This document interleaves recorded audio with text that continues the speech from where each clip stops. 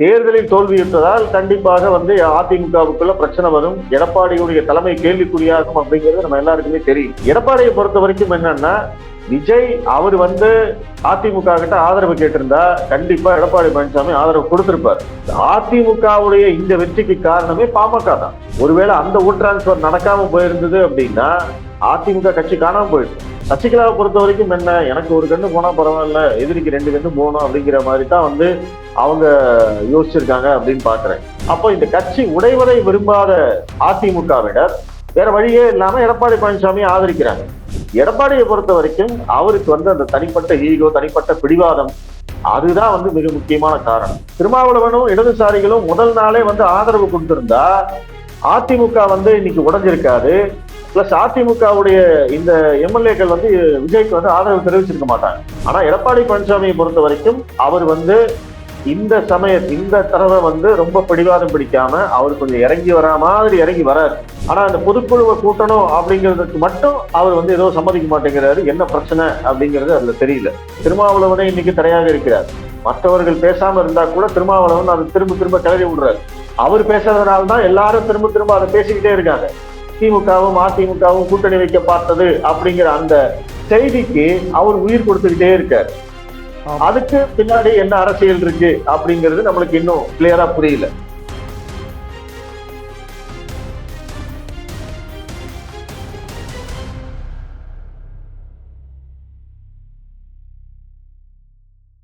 வணக்கம் தென்னவன் மீடியா நண்பர்களே, நீங்க நம்ம சேனலுக்கு சப்ஸ்கிரைப் செய்யாம பார்த்துட்டு இருந்தீங்கன்னா நன்றி. ஆனா சப்ஸ்கிரைப் செய்து ஆதரவு தாருங்க. மீண்டும் நன்றி. இன்று ஒரு பரபரப்பான அரசியல் சூழ்நிலையில் நாம் ஐடியா மேன் மகாதேவன் அவர்களை சந்தித்து சில கேள்விகள் கேட்க போகிறோம். வாங்க அவரை கேட்போம். வணக்கம் சார். வணக்கம் சார்.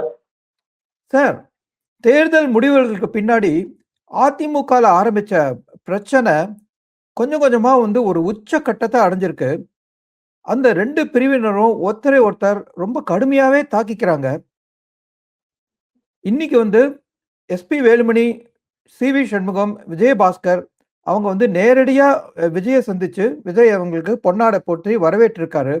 அது ஒரு பக்கம் இருக்க, அவங்கள ஆட்சியில சேரக்கூடாது அப்படின்னு விசிக ரொம்ப வெளிப்படையா சொல்லுது. சேர மாட்டார்கள் அப்படின்னு விஜய் சொல்ல வேண்டிய வாக்கியத்தை இவங்களே சொல்றாங்க. ஸோ அதுல அவங்களுக்கு ஒரு பெரிய தயக்கம் இருக்குங்கிறது நமக்கு நல்லா தெரியுது. அதே சமயத்துல எடப்பாடியாரோ இது சுமூகமா பேசி தீர்த்துக்கலாம் அப்படிங்கிறாரு. அவர் என்ன முடிவுக்கு வருவாருன்னு தெரியல. ஆனா இந்த அவங்க ஏற்பட்ட பிளவுங்கிறது ரொம்ப நிதர்சனமா தெரியுது. ஸோ இந்த பிளவு தான் இப்ப அதிமுகவோட நிதர்சனமா, இல்லாட்டி அவங்களுக்குள்ள ஏதாவது ஒரு பேச்சுவார்த்தை சுமூகமா மாறுமா? அதிமுக என்ன நிலைமையில இருக்கு? அதிமுக தலைமைக்கு என்ன ஆகும்? அதிமுக தாவேக ஆட்சியில பங்கு பெறுமா? இதெல்லாம் பத்தி நீங்க பேசணும் எங்க கூட, சொல்லுங்க சார். இது நீங்க சொன்ன மாதிரி ஒரு 3 ஆங்கிளா பார்க்கலாம் சார். ஒண்ணு அதிமுகவுல இருக்கக்கூடிய உட்கட்சி பிரச்சனை, எடப்பாடி வெர்சஸ் சிவி சண்முகம் அண்ட் எஸ்பி வேலுமணி. இரண்டாவதாக விஜயோட கூட்டணியில் இருக்கக்கூடிய திருமாவளவன், இடதுசாரிகள், இவங்களுக்கும் அதிமுகவுக்கும் இருக்கக்கூடிய பிரச்சனை, அதிமுகவும் விஜயும் கூட்டணி வைப்பதால் வரக்கூடிய பிரச்சனை, பிளஸ் விஜய் எடுத்திருக்கக்கூடிய முடிவு, அதிமுகவுக்கு அமைச்சரவையில் இடம் தருவதா இல்ல அவங்கள வெளியிலிருந்து ஆதரவு தர வைப்பதா, இது என்ன அப்படிங்கிறதையும் நம்ம தனியா பார்க்கணும். முதல்ல நீங்க அதிமுகவில் இருக்கக்கூடிய உட்கட்சி பிரச்சனையை எடுத்துக்கிட்டீங்க அப்படின்னா, சிவி சண்முகம் அண்ட் எஸ்பி வேலுமணி சொல்லக்கூடிய காரணம் ரொம்ப ஸ்ட்ராங்கா இருந்தாலுமே அது அதிமுக தொண்டர்கள் மத்தியில பெருசா எடுபடல அப்படிங்கிறது நம்மளுக்கு தெரியுது. அவங்க இந்த ரிபல் பண்றதுக்கான காரணமா என்ன சொன்னாங்க? திமுகவுடைய தயவுல எடப்பாடி பழனிசாமி ஆட்சி அமைப்பதற்கு முயற்சி செய்தார், முதல்வராவதற்கு முயற்சி செய்தார் அப்படின்னு சொன்னாங்க. ஆனா என்னை பொறுத்த வரைக்கும் அந்த காரணம் ஒரு சின்ன சாக்கு அப்படின்னு தான் சொல்லுவேன். தேர்தலில் தோல்வியுற்றதால் கண்டிப்பாக அதிமுகவுக்குள்ள பிரச்சனை வரும், எடப்பாடியுடைய தலைமை கேள்விக்குறியாகும் அப்படிங்கிறது நம்ம எல்லாருக்குமே தெரியும். அப்போ அதை கேள்வி கேட்கறதுக்கு இவங்களுக்கு ஒரு காரணம், திமுகவோட கூட்டணி பேசினாரு அப்படின்னு ஒரு காரணத்தை முன்வைத்து இவங்க பிரச்சனை பண்றாங்க அப்படின்னு தான் நான் பாக்குறேன். அதே மாதிரி எடப்பாடியை பொறுத்த வரைக்கும் என்னன்னா, விஜய் அவர் அதிமுக கிட்ட ஆதரவு கேட்டிருந்தா கண்டிப்பா எடப்பாடி பழனிசாமி ஆதரவு கொடுத்திருப்பார். ஆனா விஜய் நேரடியாக எடப்பாடி பழனிசாமியை சந்தித்து ஆதரவு கேட்கவில்லை. அதற்கான பேச்சுவார்த்தையும் நடக்கல. செங்கோட்டையின் மூலமாக சில பேச்சுவார்த்தைகள் நடக்கும் அப்படிங்கிற மாதிரி இருந்த போதே, ஆனா செங்கோட்டையின் தரப்புல என்ன பண்ணாங்க அப்படின்னா, டைரக்டா வந்து அதிமுகவோட பேச்சுவார்த்தை நடத்துறதுக்கு பதிலா அமமுகவுல எப்படி ஒரு எம்எல்ஏவை தூக்குனாங்களோ அதே மாதிரி அதிமுகவுல இருந்து நம்ம எம்எல்ஏவை தூக்கிடலாம் அப்படிங்கிற மாதிரி குறுக்கு வழியில போனதுனால எடப்பாடி பழனிசாமியும் வந்து கடுப்பாயிட்டார். சார் உங்கள்ட்ட ஒண்ணு சொல்லணும்.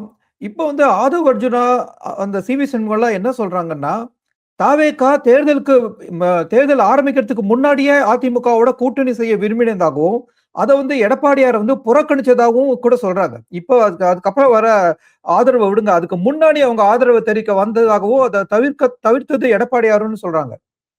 பேச்சுவார்த்தை நடந்தது எல்லாருக்குமே தெரியுமே சார். அதிமுக பிளஸ் விஜய் தரப்பு வந்து பேச்சுவார்த்தை நடந்தது அந்த எல்லாத்துக்கும் தெரியும். பேச்சுவார்த்தை அப்ப முறிவுக்கு காரணம் என்னவா இருக்கும்னு நினைக்கிறீங்க? விஜய் தரப்போட டிமாண்ட் ஜாஸ்தி.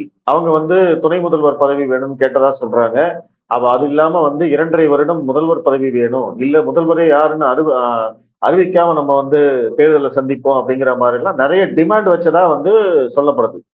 அந்த டிமாண்ட் எல்லாம் வச்சதுக்கு அப்புறமா தான் எடப்பாடி பழனிசாமி வந்து இந்த தாவேகா கூட்டணி வேண்டாம், விஜய் கூட்டணி வேண்டாம்னு முடிவு பண்ணி பாஜக கிட்ட சரண்டர் ஆனார். அது வரைக்கும் பாஜக கூட்டணிக்கு முன்னாடியே விஜய் பிளஸ் அதிமுக கூட்டணி பேச்சுவார்த்தை நடந்தது. இது எல்லாருக்கும் தெரிந்த ரகசியம். அது வந்து எடப்பாடி பழனிசாமி தான் அதை வேண்டாம்னு சொன்னாரு அப்படின்னு இவங்க சொல்றாங்க அப்படின்னா, அந்த பேச்சுவார்த்தையில என்ன நடந்தது அப்படிங்கிறதையும் அவங்க சொல்லணும் இல்ல. ஏன் வேண்டாம்னு சொன்னாரு அப்படிங்கிறதையும் சொல்லணும் இல்ல. அவன் சும்மா வந்து வெறும் பழி மட்டும் போட்டுட்டு போக முடியாது. இவங்களுடைய விஜய் அந்த அந்த டைம்ல, அதாவது 2025 ஜனவரி மாசம் பிப்ரவரி மாசம் தான் இந்த பேச்சுவார்த்தை நடந்தது. அதுக்கப்புறம் தான் வந்து ஏப்ரல்ல பாஜக கூட கூட்டணி வைக்கிறார். அந்த காலகட்டத்துல விஜயுடைய டிமாண்ட் ரொம்ப அதிகம். அதனால வந்து எடப்பாடி பழனிசாமி அதை ஒத்துக்கல. அவரு சரி இதுக்கு பதிலா வந்து நம்ம பாஜகவுடைய கூட்டணி வச்சுட்டு போயிடலாம் அப்படின்னு சொல்லி நேரா டெல்லி போய் பார்த்து பாஜகவோட கூட்டணி வச்சுட்டாரு. அதை மிஸ் பண்ணது வந்து இவங்க தானே தவிர எடப்பாடி பழனிசாமி இல்ல அப்படிங்கிறது தான் நான் நினைக்கிறேன். இன்னும் சொல்ல போனா ஒருவேளை எடப்பாடி பழனிசாமி தன்னுடைய அரசியல் முதிர்வு வச்சுக்கிட்டு விஜயோட வந்து ஒரு விதமான நெகோசியேஷனுக்கு வந்திருக்க வேண்டாமா? ஏன்னா அவர் வந்து ஒருவேளை தாவேகா கட்சி இவ்வளவு பெரிய வெற்றி பெறும் அவருன்னு எதிர்பார்க்க முடியாத ஒரு சூழ்நிலையில அந்த முடிவை எடுத்திருக்கலாம் அப்படிங்கிறது வந்து தோணுதே.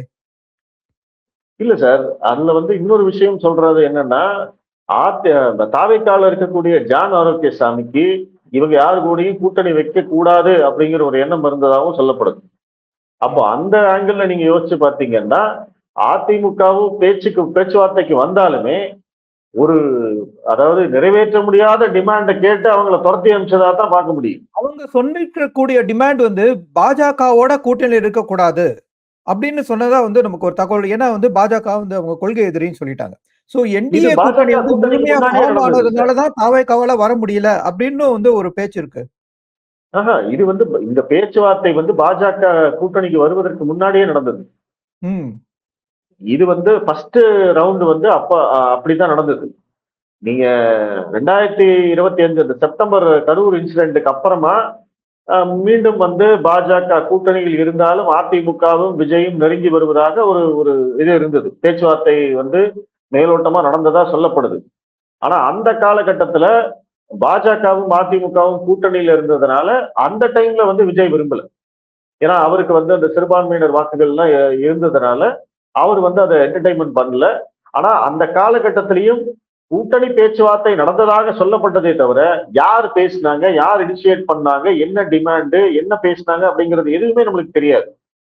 ஆனா தமிழக ஊடகங்களை பொறுத்த வரைக்கும் என்னன்னா, அந்த காலகட்டத்துல நீங்க எடுத்துக்கிட்டீங்கன்னா, அதாவது செப்டம்பர் அந்த கரூர் இன்சிடென்ட்டுக்கு அப்புறம் எடுத்துக்கிட்டீங்கன்னா, விஜயை வந்து எப்படியாவது பாஜக பக்கம் தள்ளி விடணும். அப்படி தள்ளி விட்டாங்கன்னா அந்த சிறுபான்மையினர் வாக்குகளை திமுக தக்க வைக்கும் அப்படிங்கிற அந்த ஒரு கண்ணோட்டத்துல தமிழக மீடியா வந்து இதுல ரோல் பிளே பண்ணிருக்கலாம். அது வந்து தமிழக மீடியா மட்டும் இல்ல. ஏன்னா அதுக்கு வந்து பல விதமான ஒரு பேக்கப்பும் இருந்தது. ஏன்னா அப்ப வந்து விஜய்க்கு வந்து ஒரு ஆதரவு தேவைப்பட்டது. அண்ணாமலையே வந்து விஜய்க்கு முதல்ல ஆதரவு தெரிவிச்சது அவர்தான். சோ என்டிஏ கூட்டணிக்கு தாவேகா வரக்கூடும் அப்படிங்கிற பேச்சு ரொம்ப பலமா இருந்தது அந்த காலகட்டமும். நீங்க கரெக்டான ஒரு காலகட்டத்துக்கு வந்திருக்கீங்க.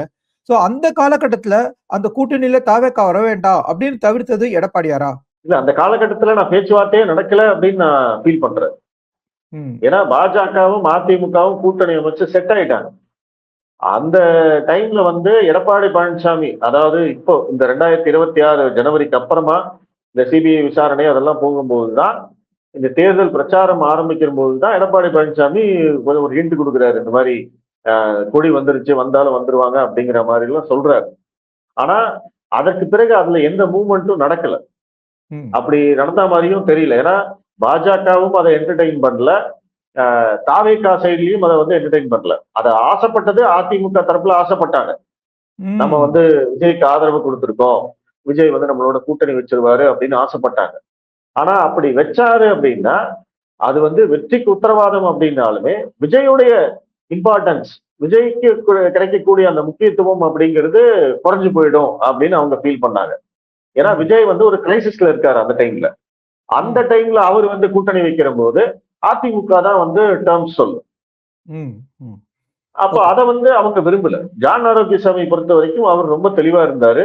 நம்ம வந்து தனியாவே போகலாம், விஜய் வந்து தனியா போகலாம். அவங்களுக்கு வந்து அந்த ஜானுக்கு வந்து அந்த கான்பிடன்ஸ் இருந்தது. அதனாலதான் வந்து விஜய வந்து பெருசா இந்த பக்கம் தள்ளவே இல்லை. அவர் அந்த கூட்டணி பேச்சுவார்த்தை அதுக்கெல்லாம் வந்து அவர் பெருசா தள்ளவே இல்லை.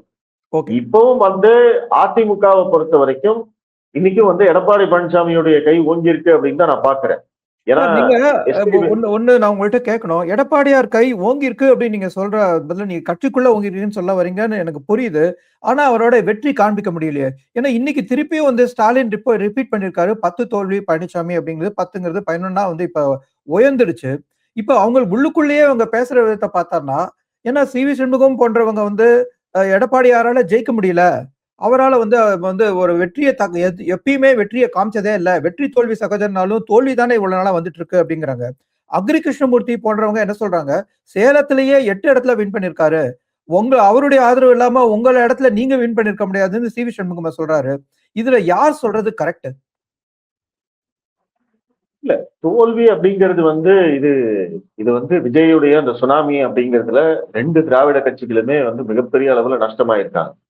ஸோ அதனால இதுக்கு வந்து பாத்தீங்கன்னா எடப்பாடி பழனிசாமியே இந்த தோல்விக்கு வந்து முழுமையாக பொறுப்பேற்க சொல்ல முடியாது. ஏன்னா இதுல வந்து அதிமுக தோல்வி அடைந்து திமுக வெற்றி பெற்றிருந்தால் கண்டிப்பா வந்து அதை நம்ம வந்து 2 திராவிட கட்சிகளுக்கு இடையேயான போட்டி, அதுல வந்து மீண்டும் அதிமுக தோல்வி அடைந்து விட்டது அப்படின்னு சொல்லலாம்.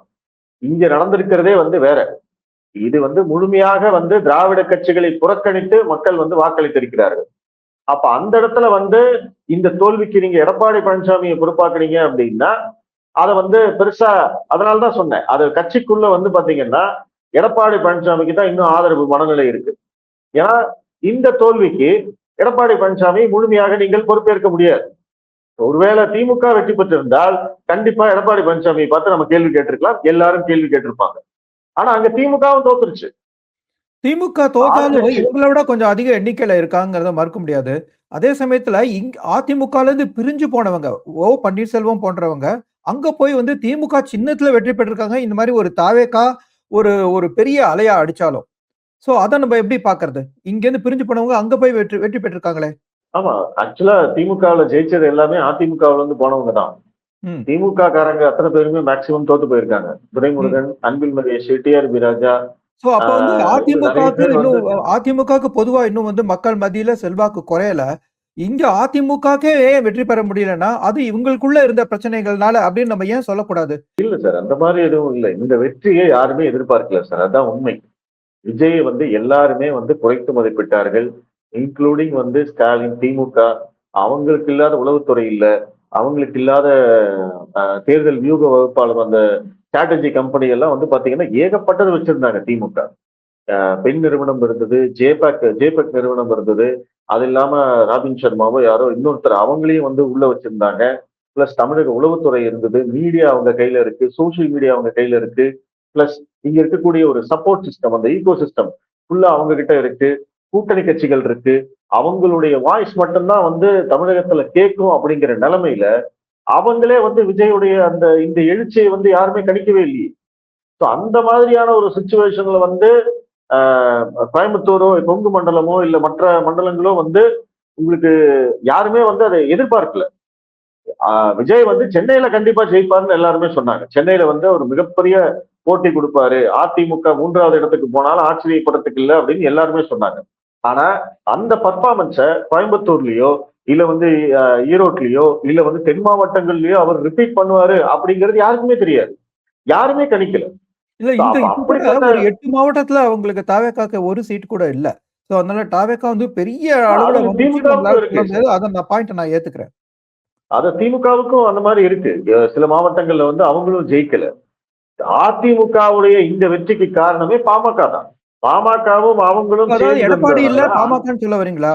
2 பேரும் அதிமுகவும் பாமகவும் இணைந்திருந்தது. பிளஸ் அந்த ஓட் டிரான்ஸ்பர் கரெக்டா நடந்ததுனால அந்த வட மாவட்டங்கள்ல மட்டும் அதிமுகவும் பாமகவும் மிகப்பெரிய வெற்றி பெற்றிருக்கு. நீங்க கிட்டத்தட்ட ஒரு 34 எம்எல்ஏக்கள் வந்து இந்த பெல்ட்ல இருந்து தான் வந்திருக்காங்க அதிமுகவுக்கு. ஒருவேளை அந்த ஓட் டிரான்ஸ்பர் நடக்காம போயிருந்தது அப்படின்னா அதிமுக கட்சி காணாம போயிருக்கும். ஆமா. அப்ப வந்து தென் மாவட்டத்துல நம்ம பார்க்கிறோம். இந்த சசிகலா அவங்க ஆரம்பிச்ச கட்சி கூட வந்து ஒரு குறிப்பிட்ட அளவு எடுத்துட்டு போயிருக்காங்க. சோ தென் மாவட்டங்கள்ல அவங்க தோத்ததுக்கு காரணம் அதிமுகவோட ஒருங்கிணைப்பு இல்ல அப்படிங்கிறது தான் காரணமா? தென் மாவட்டங்களை பொறுத்த வரைக்கும் அவங்க ஒரு குறிப்பிட்ட அதாவது அவங்க மொத்தமாவே வந்து பாத்தீங்கன்னா ஒரு 1,00,000 என்னமோ தான் ஓட்டு வாங்கியிருக்காங்க சார். ஆனா அந்த ஆமா. 1,00,000 ஓட்டு வந்து அதிமுக பிளஸ் பாஜகவுடைய ஒரு 2, 3 சீட்டை வந்து பறிச்சிருச்சு. ஆமா. ஸோ அது வந்து அதுவே வந்து சசிகலாவை பொறுத்த வரைக்கும் என்ன எனக்கு ஒரு கண்ணு போனா பரவாயில்ல எதிரிக்கு 2 கண்ணு போகணும் அப்படிங்கிற மாதிரி தான் வந்து அவங்க யோசிச்சிருக்காங்க அப்படின்னு பாக்குறேன். இல்ல இது நீங்க எல்லாமே அது வந்து அப்படி ஈகோ. மட்டும் பார்க்கக்கூடாது. ஏன்னா இப்ப சொல்றாங்க நீங்க சசிகலாவையும் எடுத்துட்டு இருக்கணும் அப்படின்னு சி.வி. சண்முகம், கோஷி சொல்றாங்க. அவங்க சொன்னாங்க முன்னாடியே நாங்க இதெல்லாம் எடுத்து சொன்னோம். எடப்பாடியார் தான் இத கேட்கலங்கிறாங்க. எடப்பாடி கேட்டிருந்தாருன்னா, இவ்வளவு நேரம் நம்ம வந்து வெற்றி பாதையில இருந்திருப்போம் அப்படிங்கிறாங்க. சரி அந்த இதோட இடத்துல ஒரு தத்துவம் எடப்பாடியோடைய எப்படிங்க சார்? தவறு தான். சொல்லுங்க. 2021 இருந்து எடப்பாடி பழனிசாமி தன்னுடைய பிடிவாதத்தாலும் தன்னுடைய ஈகோவாலும் தான் தொடர்ச்சியா தோத்துக்கிட்டே இருக்காரு. அவருக்கு வந்து தான் மட்டும் இந்த கட்சி வந்து தன்னுடைய கட்டுப்பாட்டுல இருக்கணும் அப்படிங்கிறது தான் முதல் நோக்கமா இருக்கு. இப்பவும் அதுதான் இருக்கு. அவருக்கு வந்து அதிகாரத்துல இருக்கணும், நம்ம வந்து அரசியலை வந்து செய்யணும் அப்படிங்கிறதெல்லாம் தாண்டி இந்த கட்சியை நான் வந்து கட்டுப்பாட்டுல வச்சுக்கணும்.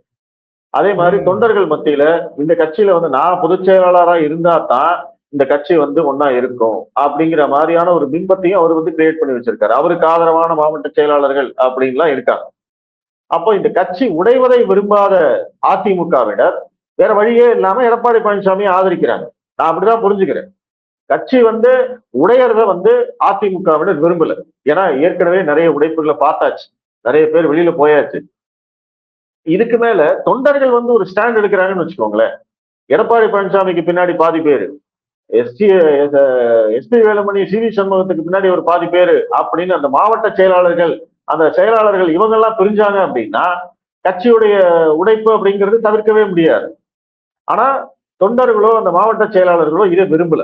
இன்னொரு உடைப்பு தாங்காது அப்படிங்கிறது அவங்களுக்கு தெரியும். அதனால வேற வழியே இல்லாம அவங்க எடப்பாடி பழனிசாமி பின்னாடி நிக்கிறாங்க. எடப்பாடியை பொறுத்த வரைக்கும் அவருக்கு வந்து அந்த தனிப்பட்ட ஈகோ, தனிப்பட்ட பிடிவாதம் அதுதான் வந்து மிக முக்கியமான காரணம். 2021லயே தினகரன் இருந்திருந்தா முடிவுகள் மிகப்பெரிய அளவுல மாறி இருக்கும் அப்படின்னு சொல்லப்பட்டது. அதுக்கான டேட்டா எல்லாத்தையுமே நம்ம பார்த்தோம். 2024ல அவர் வந்து பாஜகவோட ஒழுங்கா கூட்டணியில இருந்திருந்தாரு அப்படின்னா டெல்லி அரசியல் அவருக்கு கை கொடுத்திருக்கும். அது அன்னில இருந்து இன்னி வரைக்கும் அதுதானே சார். எடப்பாடி பழனிசாமி தானே பிரச்சனையே. அவருடைய பிடிவாதம் தானே பிரச்சனையே. செங்கோட்டையன் வந்து தாவேக்காவுக்கு ஏன் இப்ப கூட போனாரு? நீங்க பாத்தீங்கன்னா ஓபிஎஸ் தேர்தல் ஏன் முடிவுக்கு திமுகவுக்கு அப்புறம் போனாரு? அவங்க வந்து காங்கிரஸ் உடனே ஆதரவு தெரிவிச்ச மாதிரி அதிமுகவும் போய் உடனே ஒரு ஆதரவை தெரிவிச்சிருந்தா இப்ப வந்து சூழ்நிலையே வேற மாதிரி இருந்திருக்கலாம்ல. அந்த ஈகோ தான் சார் பிரச்சனை. அதுதான் நான் முன்னாடியே சொன்னேன்.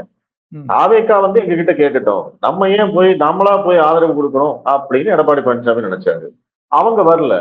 ஏன்னா அவங்களுக்கு வந்து ஒருவேளை நம்ம வந்து போய் அதிமுக ஆதரவு கேட்டோம்னா இவங்க எல்லாம் வராம போயிடுவாங்களோ அப்படிங்கிற ஒரு தயக்கம் இருந்தது. அது வந்து புரிஞ்சுக்க கூடியதுதான். ஏன்னா அவங்க தாவேக்காவை பொறுத்த வரைக்கும் அவங்களுடைய ஃபர்ஸ்ட் ப்ரெஃபரன்ஸ் வந்து திமுக கூட்டணியில் இருக்கக்கூடிய கட்சிகள். அதுவும் காங்கிரஸ் வந்து அவங்க கூப்பிடாமே வந்துட்டதுனால காங்கிரஸ் பின்னாடியே கண்டிப்பா விசிக இடதுசாரிகள் எல்லாம் வந்துருவாங்க அப்படின்னு அவங்க நம்பினாங்க. ஆனா அந்த இடத்துல வந்து திமுக ஒரு கேம் பிளே பண்ணிட்டாங்க. இந்த கூட்டணி திமுக அதிமுக கூட்டணி திருமாவளவன் முதல்வர் அப்படின்னு அவரையெல்லாம் ஹோல்டு பண்ணி அவங்க ஒரு அரசியலை பண்ணிட்டாங்க. அந்த அரசியல் நடக்கிறதுனாலதான் இவங்க வந்து என்ன பண்றாங்க, டக்குன்னு அதிமுக இந்த பக்கம் பேசுறாங்க. திருமாவளவனும் இடதுசாரிகளும் முதல் நாளே வந்து ஆதரவு கொடுத்திருந்தா அதிமுக வந்து இன்னைக்கு உடைஞ்சிருக்காது. பிளஸ் அதிமுகவுடைய இந்த எம்எல்ஏக்கள் வந்து விஜய்க்கு வந்து ஆதரவு தெரிவிச்சிருக்க மாட்டாங்க. இங்க பிரச்சனை எங்க வந்தது அப்படின்னா, திருமாவளவன் லேட் பண்ண உடனே வேற ஒரு ஆப்ஷன் அப்படிங்கிறதுக்காக இவங்க வந்து அதிமுக கிட்ட பேச்சுவார்த்தை நடத்துறாங்க. அப்போ எடப்பாடி பழனிசாமி என்ன சொல்றாரு, அவங்க வந்து கேட்டாங்கன்னா நம்ம பண்ணலாம் அப்படின்னு சொல்ற போது இந்த விஷயம் வெளியில வருது. அதாவது திமுகவுடைய ஆதரவில் எடப்பாடி பழனிசாமி முதல்வர் ஆவதற்கு முயற்சி செய்தார் அப்படிங்கிற விஷயம் வெளியில வந்த உடனே அதை பேஸ் பண்ணி சி.வி. சண்முகம், எஸ்.பி. வேலுமணி இவங்க எல்லாம் வந்து ரிபல் பண்றாங்க. நாங்க வந்து தனியா வந்து கூட்டம் நடத்தி, அவங்க தனியா கூட்டம் நடத்தி, அவங்க ஆலோசனை செஞ்சு, அது வந்து ஒரு ஒரு பக்கம் அப்படியே செய்திகளா வந்துகிட்டே இருந்தது. எடப்பாடி பழனிசாமி தனியாவும், இவங்க அணி தனியாவும் வந்துட்டே இருந்தது. அது வந்து நம்ம பெரும்பான்மை அந்த நம்பிக்கை வாக்கெடுப்புல நம்ம பார்த்தோம். கிட்டத்தட்ட ஒரு 22 எம்எல்ஏக்கள் வந்து இவங்களுக்கு ஆதரவா ஓட்டு போட்டாச்சு இப்போ. ஆமா. இப்ப அடுத்த கட்டமா பாத்தீங்க அப்படின்னா, இந்த எம்எல்ஏக்கள், அதாவது கட்சியுடைய கொறடா உத்தரவை மீறி தாவேகாவுக்கு வாக்களித்த இந்த எம்எல்ஏக்களுடைய பதவி என்ன ஆகும்? அதற்கு வந்து எடப்பாடி பழனிசாமி என்ன நடவடிக்கை எடுப்பாரு அப்படிங்கிறதெல்லாம் தான் இப்ப கேள்விக்குறி. ஆனா எடப்பாடி பழனிசாமியை பொறுத்த வரைக்கும் அவர் வந்து இந்த தடவை வந்து ரொம்ப பிடிவாதம் பிடிக்காம அவர் கொஞ்சம் இறங்கி வரா மாதிரி இறங்கி வராரு. நான் வந்து கட்சி நம்ம எல்லாரும் ஒன்னா பேசலாம், நம்ம எல்லாரும் ஒன்னா இருக்கலாம் அப்படிங்கிற மாதிரி இறங்கி வராரு. ஆனா அந்த பொதுக்குழுவை கூட்டணும் அப்படிங்கிறதுக்கு மட்டும் அவர் வந்து ஏதோ சம்மதிக்க மாட்டேங்கிறாரு. என்ன பிரச்சனை அப்படிங்கிறது அதுல தெரியல. இவங்களுடைய எஸ்.பி. வேலுமணி, சி.வி. சண்முகத்துடைய கோரிக்கையிலையும் வந்து ஒரு கிளாரிட்டி இல்ல. அதற்கு வந்து எடப்பாடி பழனிசாமி என்ன சொல்றாரு அப்படிங்கிறதுலயும் ஒரு பெருசா ஒரு கிளாரிட்டி இல்ல. ஏன் இந்த டக் ஆஃப் பார் போயிட்டு இருக்கு அப்படிங்கிறதுலயும் நம்மளுக்கு பெருசா தெரியல. என்ன பிரச்சனை? எதனால வந்து இவங்க 2 பேரும் முட்டிட்டு இருக்காங்க? ஏன் வந்து எடப்பாடி பழனிசாமி இறங்கி வர மாட்டேங்கிறாரு? இவங்களும் வந்து அடுத்த ஸ்டெப்புக்கு போக மாட்டேங்கிறாங்க, அப்படியே நின்றுட்டு இருக்காங்க அப்படிங்கிறதுலயும் நம்மளுக்கு தெரியல. அதனுடைய இன்னொரு வெர்ஷன் என்னன்னா, இவங்க வந்து தாவேகாவுக்கு ஓட்டு போட்டாங்க. விஜயும் வந்து பாத்தீங்கன்னா சி.வி. சண்முகம், எஸ்.பி. வேலுமணி இவங்களை எல்லாம் நேர்ல வந்து பார்த்திருக்காரு. அப்போ என்ன கமிட்மெண்ட் கொடுக்கப்பட்டது? இவங்க ஓட்டு போடுறதுக்கு விஜய் வந்து என்ன கமிட்மெண்ட் கொடுத்தாரு? இவங்களை வந்து அமைச்சரவையில சேர்த்துக்கிறேன்னு சொல்லியிருந்தாரா? இல்ல வந்து வெளியில இருந்து ஆதரவுன்னு இவங்க சொல்லியிருக்காங்களா? இப்போ திருமாவளவனும், இடதுசாரிகளும், காங்கிரஸோ வந்து ஒரு ஓப்பனா சொல்லிட்டாங்க, நாங்க வெளியில இருந்து ஆதரவு கொடுக்குறோம்னு சொல்லிட்டாங்க. ஆனா அது வந்து மாத்திட்டாங்க.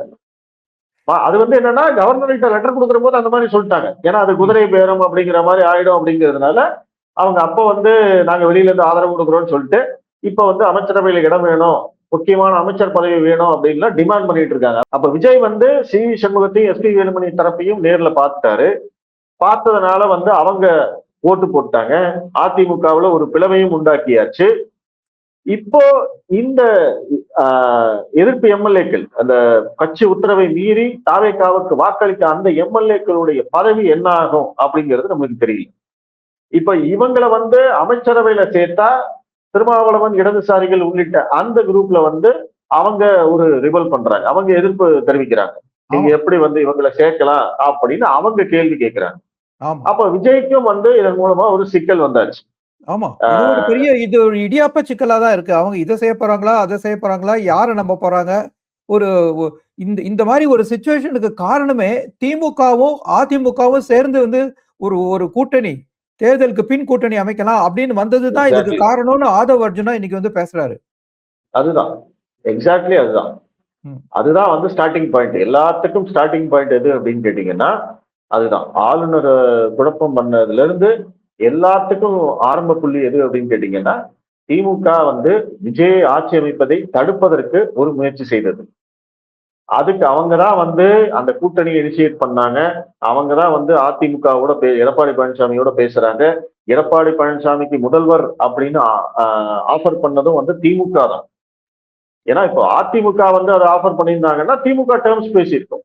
ஆனா இன்னைக்கு டேர்ம்ஸ் பேசுனது வந்து அதிமுக. நம்ம வந்து கூட்டணி வச்சுக்கலாம், நீங்களே முதல்வரா அமைச்சரா இருங்க, நாங்க வந்து வெளியில இருந்து ஆதரவு கொடுக்கிறோம், இந்த நபர் மூன்றாவதாக ஒரு சக்தி ஆட்சி அமைப்பதை நம்ம தடுத்து விடலாம் அப்படின்னு அவங்க பேசியிருக்காங்க. அதுக்கு வந்து அது எடப்பாடியாரை பொறுத்த வரைக்கும் நல்ல ப்ரொபோசலா தான் இருக்கு. அதுல வந்து என்ன பிரச்சனை ஆச்சு அப்படின்னா, உங்களுக்கு வந்து இடதுசாரிகள் வந்து வெளியில போயிட்டாங்க. இப்ப நீங்க அந்த சமயத்துல வந்து இடதுசாரிகளும் திருமாவளவனும் இல்லாம அங்கேயும் பெரும்பான்மை கிடையாது. வெறும் திமுகவும் அதிமுகவும் சேர்ந்தா மட்டும் அவங்களால ஆட்சி அமைக்க முடியாது. ஏன்னா பாஜக ஒரு எம்எல்ஏ வெளியில போயிடுவாரு, பிளஸ் வந்து காங்கிரஸ் வெளில திமுகவுல போயிட்டாங்க. இருந்து காங்கிரஸ் அஞ்சு பேர் வெளியில போயிட்டாங்க. இடதுசாரிகள் லெட்டர் கொடுத்துட்டாங்க. இருக்கிறது திருமாவளவன் மட்டும்தான். அங்க ரெண்டு அங்கதான் சீட் ஆதவ இருக்கு. அர்ஜுனா சொல்றாரு, குதிரை பேரத்துல ஈடுபட்டு தாவேகா எம்எல்ஏக்களை கொஞ்சம் இழுத்து இந்த ஆட்சி அமைச்சிருக்கலாம் அப்படின்னு. ஐ மீன் திமுகவும் அதிமுகவும் சேர்ந்து வர ஆமா, இது ஆட்சியில வந்து அவங்க குதிரை பேரம் பண்ணி சேர்க்க தாவேகா எம்எல்ஏக்களை இழுத்ததா திட்டம் வந்ததா ஆதவ அர்ஜுனா சொல்றாரு. அது ரெண்டு தரப்பும் முயற்சி பண்ணிருக்காங்க. தாவேகா எம்எல்ஏக்களை வந்து அவர்கள் இழுக்கிறதுக்கு முயற்சி பண்ண மாதிரி இவங்களும் அதிமுக எம்எல்ஏக்களுக்கு வலை வீசியிருக்காங்க இல்ல. ஏன் அதிமுக எம்எல்ஏக்கள் பாண்டிச்சேரியில போய் தங்கணும்? அப்ப அந்த கேள்வி வருது இல்லையா? அப்ப நீங்களும் வந்து அதுக்கான முயற்சிகள் பண்ணிருக்கீங்க. இது யாரும் வந்து அரசியலை பொறுத்த வரைக்கும் வந்து இவங்க நல்லவங்க இவங்க கெட்டவங்க அப்படின்னு நம்ம வந்து கை காமிச்சிட்டு போக முடியாது. அதிகாரத்துக்கு வருவதற்காக எல்லாருமே வந்து முயற்சிகளை பண்ணியிருக்காங்க. விஜய் ஆட்சி அமைப்பதை எப்படியாவது தடுத்து விட வேண்டும் அப்படின்னு எல்லாருமே முயற்சி பண்ணியிருக்காங்க. அதுல வந்து பாஜகவுக்கு அதுல ரோல் இருக்கா அப்படிங்கிறதே வந்து ஒரு ஒரு சந்தேகமா இருக்கு. நம்ம ரோல் இல்ல, பாஜக இதுல எதுவுமே செய்யல அப்படின்னு நம்மளால உறுதியா சொல்ல முடியாது. ஏன்னா பாஜக மீது குற்றம் சொல்ல வேண்டியவர்கள் அமைதியா இருக்காங்க. இப்ப பாஜக மேல குற்றம் சொல்ல வேண்டியது யாரு? இதற்கு பாஜக தான் தலைமை தாங்கியதுன்னு சொல்ல வேண்டியது யாரு? ஒண்ணு தாவேகா சொல்லணும், இல்ல இடதுசாரிகள் சொல்லணும், இல்ல திருமாவளவன் சொல்லணும், இல்ல காங்கிரஸ் சொல்லணும். ஆனா அவங்க எல்லாம் யாருமே இது வரைக்கும் சொல்லவே இல்லை. அப்போ இது வந்து நிறைய பேர் வந்து இந்த விஷயங்கள் ரெண்டு தரப்புலையும் வந்து நிறைய தவறுகள் பண்ணியிருக்காங்க. ரெண்டு தரப்பையும் வந்து மறைமுகமாக நிறைய பேரங்கள் பேசியிருக்காங்க அப்படிங்கிறது எல்லாமே நம்மளுக்கு தெரிய வருது. நீங்க பேசுனீங்கன்னா அவங்களும் பேசுவாங்க. நீங்க வந்து அவங்களுடைய தவறுகளை சொன்னால் நீங்க என்ன செஞ்சீங்க அப்படிங்கறத அவங்க சொல்லுவாங்க. அப்போ அதனால எல்லாருமே வந்து சைலண்டா இருக்காங்க. அதனாலதான் திருமாவளவன் பாத்தீங்கன்னா மாத்தி மாத்தி அப்படியே பேசிட்டே இருக்காரு. அவர் வந்து முதல்ல முயற்சி நடந்தது அப்படின்னு சொன்னாரு. அதுக்கப்புறம் அது கிசு கிசுன்னு சொன்னாரு. அதுக்கப்புறம் அது வதந்தின்னு சொன்னாரு. இல்ல ஆனா இன்னைக்கு ஆதவ அர்ஜுனா கொஞ்சம் வெளிப்படையா சொல்லிட்டாரு ஏதோ முயற்சி ம், நடந்திருக்குங்கிறத. அதனால அது பல பேரும் சொல்றதுனால நம்ம ஏதோ ஒரு முயற்சி நடந்திருக்குங்கிறது நம்மளால புரிஞ்சுக்க முயற்சி முடியுது. நடந்தது உண்மை. முயற்சி நடந்தது உண்மை. அதுல எந்த மாற்று கருத்தும் கிடையாது. ஏன் வந்து அதாவது விஜய் வந்து ஃபர்ஸ்ட் அவர் ஒரே ஒரு சின்ன தப்பு என்ன பண்ணாரு அப்படின்னா, அவர் தனிப்பெரும் கட்சின்னு போய் வந்து ஆளுநர்கிட்ட லெட்டர் கொடுத்திருந்தாரு காமிச்சிருக்காரு. அப்படின்னா, நெக்ஸ்ட் டேவே அவர் வந்து பதவி ஏற்றிருப்பாரு. ஆனா அதற்கு பிறகுதான் அவருக்கு சிக்கல் ஆரம்பிச்சிருக்கும். என்ன? ஏன்னா பெரும்பான்மை கருத்து. அவர்கிட்ட வந்து பாத்தீங்கன்னா பெரும்பான்மை நிரூபிப்பதற்கான எந்த விதமான ஆதரவும் அந்த டைம்ல அவர்கிட்ட இருந்திருக்காது. ம். இடதுசாரிகள் லெட்டர் கொடுத்திருக்க மாட்டாங்க. திருமாவளவன் லெட்டர் கொடுத்திருக்க மாட்டாரு. ஐயுஎம்எல் லெட்டர் கொடுத்திருக்க மாட்டாங்க. அமமுக வந்திருக்க மாட்டாங்க அப்படிங்கிற போது அவர் வந்து இவங்க எல்லாரையுமே வந்து எங்க நிரூபிக்க வைக்கணும்? சட்டப்பேரவையில தான் வந்து அந்த நம்பிக்கை வாக்கெடுப்புல தான் இவங்க ஓட்டு போடுவேன்னு சொல்லுவாங்க. அப்பதான் வந்து குதிரை பேரம் இன்னும் ஜாஸ்தியாயிரும். ஏன்னா சட்டப்பேரவையில நிரூபிக்கணும் அப்படின்னு வரும்போது விஜய் வந்து பாத்தீங்கன்னா அவருக்கு வந்து இந்த எம்எல்ஏக்களுக்கு எல்லாம் டிமாண்ட் ஜாஸ்தி ஆயிடும். ஆனா இவங்க செஞ்ச ஒரு தப்புனால காங்கிரஸ் உடைய லெட்டரையும் சேர்த்து கொடுத்ததுனால ஆளுநர் என்ன பண்ணிட்டாரு? நீங்க 118 எம்எல்ஏக்களோட லெட்டரையும் கொண்டு வாங்க, அந்த நம்பரை முன்னாடியே காமிங்க அப்படின்னு சொன்னதுனால அது வந்து திருமாவளவனுக்கும் இடதுசாரிகளுக்கும் பிரஷர் ஆயிடுச்சு.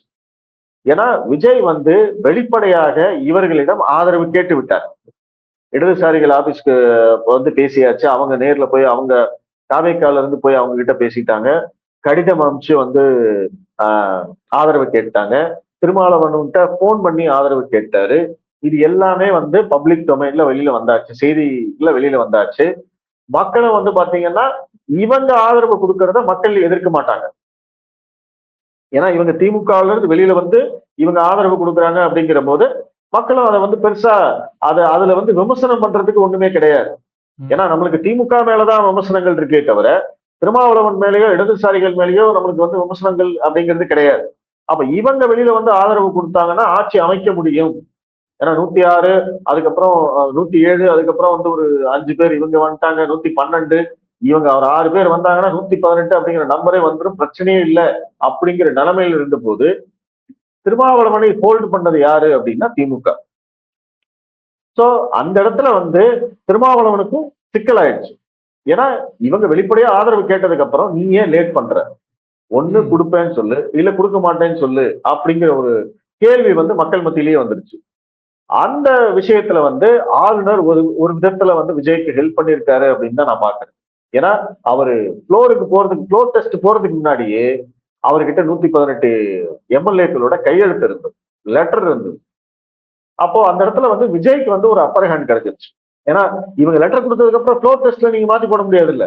அப்ப அதுவும் வந்து விஜய்க்கு ஆதரவா தான் மாறி போகும். ஒருவேளை அவங்க மாத்தி போட்டிருந்தாங்க அப்படின்னா, இந்த ஆட்சி கவிழ்ந்திருந்தது அப்படின்னா அது விஜய்க்கு இந்த சிம்பதியா மாறிடும். அப்போ இவங்க எல்லார் பேர்லயும் வந்து மக்களுக்கு கோபம் வந்துடும்.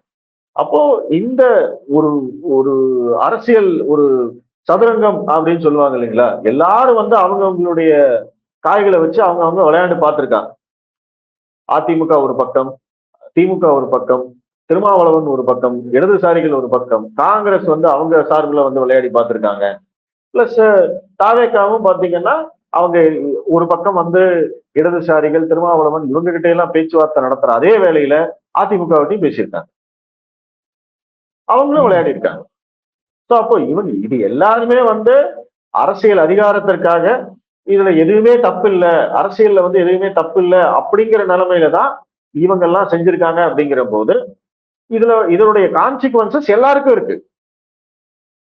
திமுக இன்னைக்கு வந்து அந்த கூட்டணி பேச்சுவார்த்தையை ஏன் தொடங்கினோம், ஏன் செய்தோம் அப்படின்னு அந்த அந்த செய்தியை எப்படியாவது மூடி மறைச்சிடலாம் அப்படின்னு அவங்க தீவிரமா முயற்சி பண்ணிக்கிட்டே இருக்காங்க. அதற்கு திருமாவளவனே இன்னைக்கு தடையாக இருக்கிறார். மற்றவர்கள் பேசாம இருந்தா கூட திருமாவளவன் அதை திரும்ப திரும்ப கிளறி விடுறாரு.